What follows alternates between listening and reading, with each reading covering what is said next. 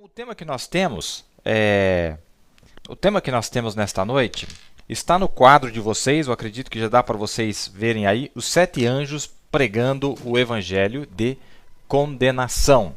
Os 7 anjos pregando o evangelho de condenação. Muito bem. Apocalipse 16:1 é a nossa escritura e nós vamos, você já viu aí que realmente como assim? Do que se trata isso, não é? Se você não está muito familiarizado, você deve estar se perguntando, do que será se trata isso? E realmente, eu admito que realmente é muito chocante, é muito impactante, mas vamos dar uma olhada na escritura, vamos dar uma olhada no que a Bíblia diz, vamos dar uma olhada no que o profeta diz, e é muito maravilhoso esses assuntos, não é? Então, eu vou começar aqui, tem tanta coisa maravilhosa. Só um minutinho aqui que eu quero ajustar. Eu estou começando aqui, algumas coisas passaram aqui que não deveria ter passado, mas vamos lá então. Eu vou começar com essa escritura, é uma escritura muito conhecida, diz assim, ó, está lá em Apocalipse no capítulo 18, diz assim: E ouvi outra voz do céu que dizia: Sai dela, povo meu, para que não sejas participante dos seus pecados e para que não incorras nas suas pragas. Porque já os seus pecados se acumularam até o céu. Presta atenção nessa palavra aí, acumularam até o céu.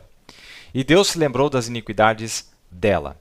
Tornar-lhe a dar como ela vos tem dado, e retribuí-lhe em dobro conforme as suas obras, no cálice em que vos deu de beber, dai-lhe a ela em dobro. Quanto ela se glorificou e em delícias esteve, foi-lhe outro tanto de tormento e pranto, porque diz em seu coração: Estou assentada como rainha, não sou viúva e não verei o pranto.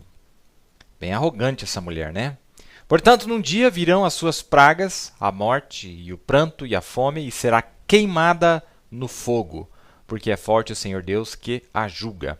E os reis da terra que se prostituíram com ela e viveram em delícias, a chorarão e sobre ela prantearão quando virem a fumaça do seu incêndio, ela queimada. Estarão de longe pelo temor do seu tormento, dizendo: Ai, ai daquela grande Babilônia, aquela forte cidade, pois numa hora veio o seu juízo, não é? Então veja, aqui nós estamos vendo o juízo sobre a grande meretriz. Nós sabemos, nós que conhecemos a Bíblia, conhecemos a mensagem, nós sabemos quem é esta grande igreja.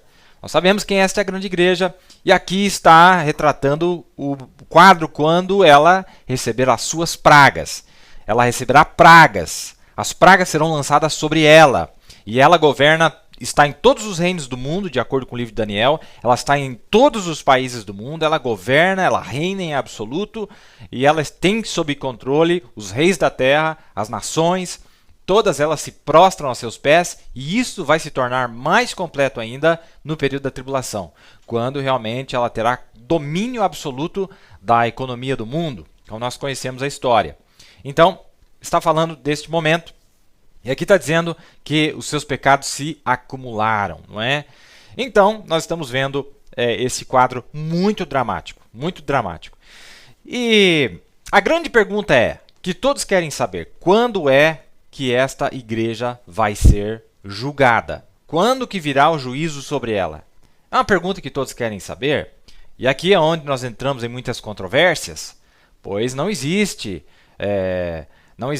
um consenso geral, mas a Bíblia está nos dando a resposta: que dia, quando vai ser que ela vai ser ferida com as pragas e, ultimamente, destruída e queimada pelo fogo e completamente desolada e morta e lançada no fogo e enxofre, não é? Então a Bíblia diz para nós quando é que isso vai acontecer. Quando que isso vai acontecer? Uma escritura que eu gosto muito, falando de quando, você quer saber quando que essas coisas vão acontecer? Aqueles judeus que morreram nas mãos justamente desse poder romano, não é? Este mesmo poder romano foi quem matou eles lá na Segunda Guerra Mundial. Aqueles 6 milhões de judeus que se encontram lá debaixo do altar, eles fizeram essa pergunta para Deus, porque eles queriam saber: quando é que o Senhor vai julgar o nosso sangue? Quando é que o Senhor vai julgar a nossa morte através da mão desta homicida, né, desta mulher homicida, não é?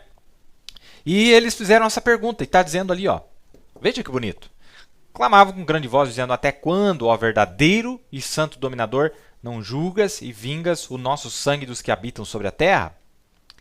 Aí foi dado cada uma comprida vestes brancas, foi-lhes dito que repousasse ainda um pouco de tempo. Aqui está a resposta. Quando?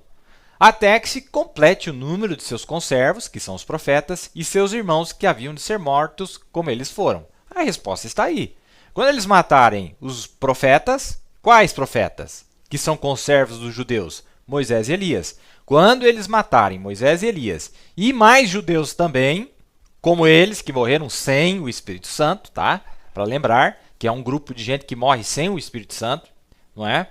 Então, quando se matar Moisés e Elias, aqui está Deus dando a resposta para os judeus. Quando matarem os seus conservos, que são os profetas. Está lá no quinto selo, o profeta explica que isso aqui é Moisés e Elias. Quando matarem Moisés e Elias, e mais judeus também que têm que morrer. Vários outros ainda têm que morrer lá no período da tribulação. Não é só Moisés e Elias, não. Tem outros judeus que vão morrer juntamente com eles.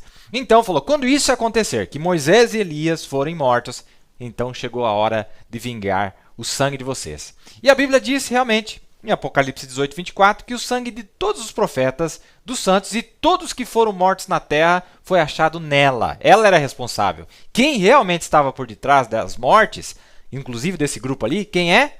É a igreja romana. Ela estava por detrás. Não é? Era o avivamento do Império Romano que estava vindo dela. Era ela que estava se movendo, querendo parar a obra. Então, aqui está dizendo para nós isso. E é muito interessante. Ali diz que acumulou, os pecados dela se acumularam. Então, Deus, calma, ainda não. Calma, mais um pouco, ela tem que cumprir o seu papel. Mais um pouco. E aquilo foi acumulando, até que chegou a hora certa, pois Deus ele tem o momento certo de agir, como Paulo nos ensina no livro de Romanos. Diz assim, não vos vingueis a vós mesmos, amados, mas dai lugar à ira. Olha que bonito. Dai lugar à ira, porque está escrito, minha vingança eu recompensarei, diz o Senhor. Quer dizer, se você tentar vingar no ato, então Deus não pode agir. Ele diz, dê lugar à ira de Deus. Deixa Deus ficar irado, não põe a mão. Entenderam? Deixa que ela faça isso e não faça nada no momento. Mas deixa que Deus se ire e no momento certo ele vai despejar a sua ira, não é? Então, nós temos estas coisas acontecendo para nós aqui. Agora, quem tem acompanhado, eu achei isso aqui muito fenomenal e eu estou tão impactado quanto muitos de vocês ao ver essas grandes lições. E aqui está um versículo-chave para nós entendermos esse quadro nesta noite. Essa escritura é do terceiro anjo, que é o sétimo anjo. Então vamos traduzir. Esta escritura se refere ao sétimo anjo, a mensagem do sétimo anjo, que está no livro de Apocalipse, capítulo 14, verso 9. Diz assim, ó, e seguiu o terceiro anjo, que é o sétimo, né? E seguiu o sétimo anjo, dizendo com grande voz, se alguém adorar a besta e a sua imagem, e receber o sinal na testa ou na mão. Então, qualquer um que adorar a besta, a imagem da besta, ou receber o sinal na testa ou na mão, o que vai acontecer? O tal beberá do vinho da ira de Deus, que se despejou, não misturado, no cálice da sua ira, e será atormentado com fogo e enxofre diante dos santos anjos e diante do Cordeiro. Olha os anjos aí aparecendo junto com ele. E a fumaça do seu tormento sobe para todo sempre, e não tem repouso nem de dia nem de noite, os que adoram a besta e a sua imagem, aquele que receber o sinal do seu nome. Primeira coisa que eu quero notar aqui, veja a simplicidade da Bíblia e que quadro bonito, que coisa simples de entender. A Bíblia está dizendo assim, quem adorar a imagem, quem adorar a besta, a imagem da besta, ou receber o sinal na sua testa ou na sua mão, o que vai acontecer? Ele vai beber do vinho da ira de Deus, que se despejou sem mistura. O que quer dizer isso? Olha que bonito, irmão. Você vai gostar dessa. Você que é um leitor da Bíblia, você que é um estudante da mensagem da Bíblia, você vai gostar dessa. Sabe o que significa isso? Que não vai ser diluído. Porque no momento que nós estamos vivendo agora no momento, nós estamos debaixo ainda do soar das trombetas. Ainda falta soar a última, não é? E durante as trombetas, as pragas também caíram. Mas estava diluído, com graça. Pois a noiva ainda está na terra. Você entendeu? Então, eu vou explicar isso aqui daqui a pouquinho. Qual é a diferença das pragas que vêm com as trombetas e qual é a diferença das pragas de Apocalipse 16. Então, Apocalipse 8, 9 e 11 tem as trombetas, as 7 trombetas, e junto com essas trombetas tem as pragas lá. Tem pragas, mas elas são temporárias. Elas são em uma medida menor, pois a noiva durante aquele período ainda estava na Terra. Na Primeira Guerra Mundial ela estava na Terra, na Segunda Guerra Mundial ela estava na Terra, e na tribulação não pode ser incompleto porque os 144 mil estão na Terra ainda e não receberam a sua plenitude. Então não pode lançar as taças durante... Olha, meu Deus, me ajude. Anota aí, isso aqui vale anotar. Para mostrar que as pragas de Apocalipse 16 não caem durante o período da tribulação. Eu sei que vamos arrumar problema com isso aí. Não tem problema, vamos ver o que a Bíblia diz. As pragas de Apocalipse 16, elas acontecem depois do período da tribulação. Lembra ali, ó, eles perguntaram, quando é que o Senhor vai julgar? Julgar quem? Aqueles que morreram, aqueles mártires que morreram. Não só eles, mas todos os mártires que morreram nas eras. Diz, calma, depois que eles matarem Moisés e Elias. Então termina a tribulação e a Bíblia está dizendo, essas pragas que ela vai receber é depois da tribulação. Então Apocalipse 16 não vai misturar Apocalipse 16 com Apocalipse 8, 9 e 11, onde também tem pragas, porque lá são pragas em medidas, é uma medida menor. Se você vê as mesmas pragas, só que numa medida bem menor. Tá vendo que a Bíblia está dizendo, ó, quando isso acontecer, quando eles adorarem, quando é que eles vão adorar? Depois que a tribulação foi instaurada, e aí sim é instituído a imagem da besta, e ainda preciso matar os 2 profetas. Então tem que pegar o quadro todo. Então, olha, quando isso acontecer, então vão beber do vinho da ira de Deus que se despejou sem ser diluído. Então não é mais as pragas temporárias das trombetas, é a plenitude das pragas, é a ira total de Deus, é toda a ira de Deus despejada sobre a terra, depois do período da tribulação. Mas aí a noiva já está voltando, a noiva já está na terra. Ah, meu Deus. Irmão, não é à toa que nossa Bíblia em português diz assim, virgens nécias. Na Bíblia em inglês diz virgens tolas. É tolice desacreditar. Pois é muito claro, é tolice. É ser nécio desacreditar dessas verdades. Digo isso não porque eu estou dizendo, porque a Bíblia está dizendo para nós. Olha a simplicidade da Bíblia. Quando isso acontecer, eles vão beber do vinho da ira de Deus não diluído. Porque agora a ira de Deus está diluída com graça, porque a noiva está na terra. Leia a mensagem, almas estão em prisão, o profeta fala disso. Pois nós estamos na terra ainda, então não pode. Aí você diz, não, mas a noiva vai ser tirada da terra, a tribulação, verdade.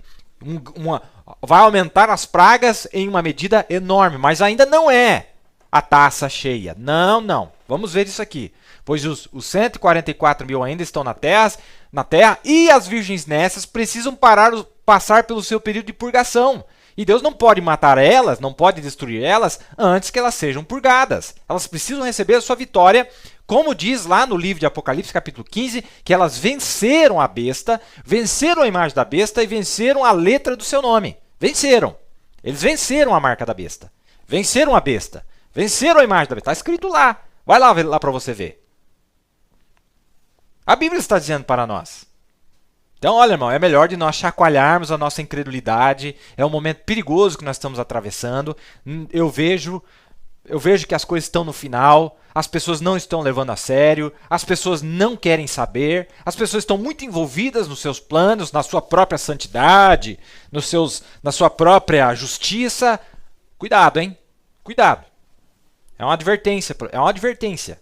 Aqui está, o tal beberá do vinho da ira de Deus que se despejou não diluído. Não vai ser diluído, é puro, é completo, é pleno, no cálice da sua ira, e será atormentado com fogo e enxofre. Não é? Serão atormentados com fogo e enxofre. Isso aqui também está relacionado com a última parte do sexto selo, o profeta que usou esse termo, a última parte do sexto selo, que acontece depois de Moisés e Elias. Depois que Moisés e Elias é morto, então agora... Eles que pensaram que tinham se livrado de um problema, olha o que aparece para eles aqui, ó, dá uma olhada. E os reis da terra, e os grandes, e os ricos, e os tribunos, e os poderosos, e todo servo, e todo livre, se esconderam nas cavernas, nas rochas das montanhas, e diziam aos montes e aos rochedos, caí sobre nós, escondei-nos do rosto daquele que está sentado sobre o trono, e a ira do cordeiro, porque é vindo o grande dia da sua ira, e quem poderá subsistir? Isto aqui não é Moisés e Elias. Leia o sexto selo que o profeta explica. Isso aqui é depois que eles mataram Moisés e Elias. E o sexto selo ainda passa depois da tribulação. Leia lá então, meu amado. Se você está duvidando, leia lá. Eu já li aqui no programa para vocês. Está escrito lá. Lá no sexto selo. É depois. Então, é quando eles, de repente, quando eles viram, pensaram que tinham se livrado de um problema, apareceu uma coisa tenebrosa para eles. Um assombro, como diz no livro, no livro Almas que Estão em Prisão Agora. O profeta disse um assombro, uma coisa horrorosa que vai aparecer na terra para eles. Um ministério de assombração. Muito bem, vamos continuar aqui.